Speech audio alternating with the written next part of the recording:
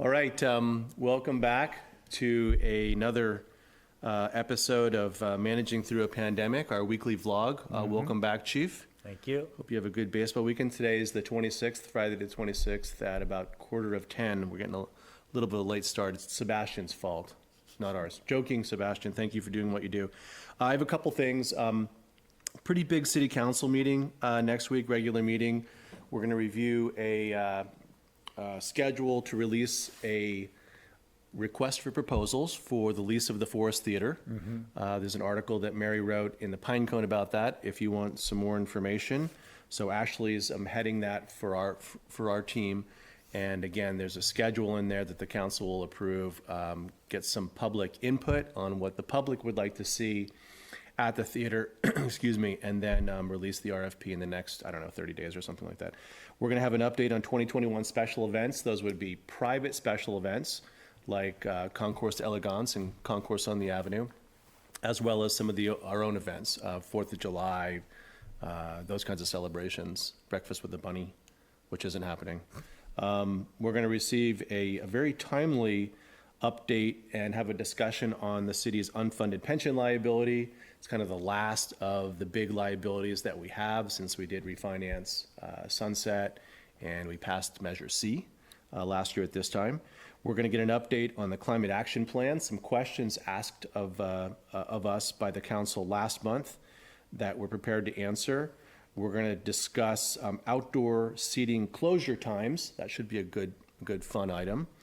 And then we're going to review an appeal of a Forest and Beach Commission decision to assess a fine, an assessment for unauthorized tree removals. So that should be a good time.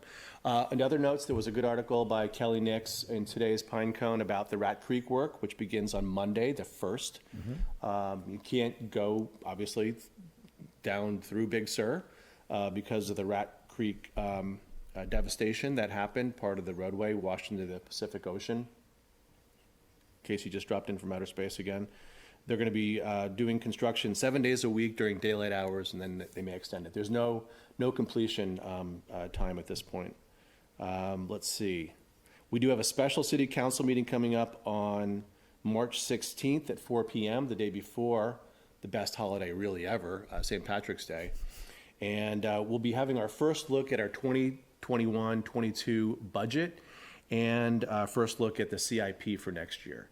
So that should be a very important meeting for everyone in light of the fact that we're trying in many ways to come out of the pandemic crisis. And then lastly, what I have is condolences to all of us for two very, very significant losses that hit us in our hearts. The loss of Gaston Joris and Barbara Livingston, who unfortunately died this week. So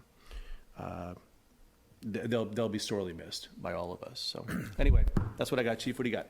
I agree, and thanks for sharing that. It's always tough when you say goodbye to two prominent members of the community, and so it made a challenging week, definitely. I'm going to talk a little bit about vaccines. We got news from the county that they're going to receive an additional 5,000 to 6,000 doses, right? We're going to get about 10,000 doses a week for 7 weeks. I wrote it down for you, 5,650. So I didn't want to go exact numbers. We'll get 5,650 additional doses for 7 weeks. 7 weeks. So in conjunction with that, we're working with other cities in the county to work with the county on pop-up sites and setting up that and doing all the legwork ahead of time so we're ready to vaccinate our community members when given that opportunity. And as we mentioned previously, we've got all of our firefighters and paramedics trained on administering the vaccine. Yep. And we have community volunteers with our CERT team ready to go and other city staff that's available to help out with administering the vaccine. So we feel we're ready. We just need those vaccines. Yep.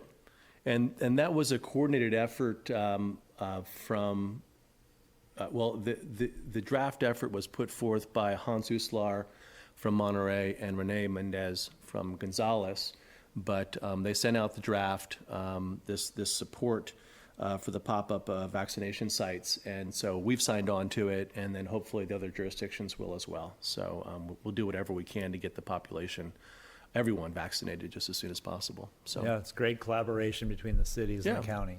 Yeah. That's it. That's all we got. That's it. Have a good baseball weekend. No painting. Thanks. Take good care. Take good care.